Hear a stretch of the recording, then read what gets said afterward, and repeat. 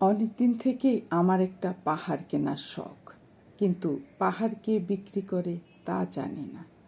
যদি তার দেখা পেতাম, দামের জন্য আটকাতো না। আমার নিজস্ব একটা নদী আছে, সেটা দিয়ে দিতাম পাহাড়টার বদলে। কে না জানে পাহাড়ের চেয়ে নদীর দামই বেশি। পাহাড় স্থাণু, নদী বহমান। তবু আমি নদীর বদলে পাহাড়টাই কিনতাম, কারণ আমি ঠকতে চাই। নদীটাও অবশ্য কিনেছিলাম একটা দ্বীপের বদলে। ছেলেবেলায় আমার বেশ ছোট্টখাট্ট ছিমছাম একটা দ্বীপ ছিল, সেখানে অসংখ্য প্রজাপতি। শৈশবে দ্বীপটি ছিল বড় প্রিয়। আমার যৌবনে দ্বীপটি আমার কাছে মাপে ছোট লাগলো।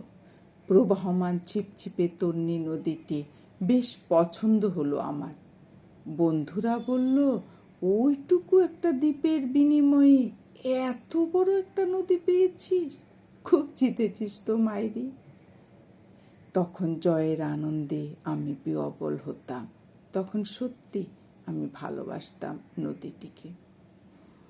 নদী আমার অনেক প্রশ্নের উত্তর দিত, যেমন, বলতো আজ সন্ধেবেলা বৃষ্টি হবে কিনা।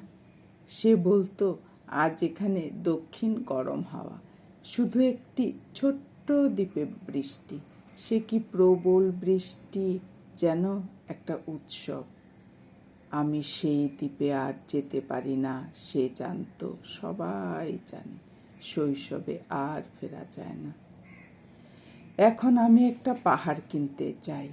সেই পাহাড়ের পায়ের কাছে থাকবে গহন অরণ্য। আমি সেই অরণ্য পার হয়ে যাব, তারপর শুধু রুক্ষ কঠিন পাহাড়। একেবারে চূড়ায় মাথার খুব কাছে আকাশ, নিচে বিপুলা পৃথিবী, চরাচরের তীব্র নির্জনতা। আমার কণ্ঠস্বর সেখানে কেউ শুনতে পাবে না। আমি ঈশ্বর মানি না, তিনি আমার মাথার কাছে ঝুঁকে দাঁড়াবেন না। আমি শুধু 10 দিককে উদ্দেশ্য করে বলবো, প্রত্যেক মানুষই অহংকারী। এখানে আমি একা, এখানে আমার কোনো অহংকার নেই। এখানে জয়ী হবার বদলে ক্ষমা চাইতেই ভালো লাগে। হে 10 দিক, আমি কোনো দোষ করিনি, আমাকে ক্ষমা করো।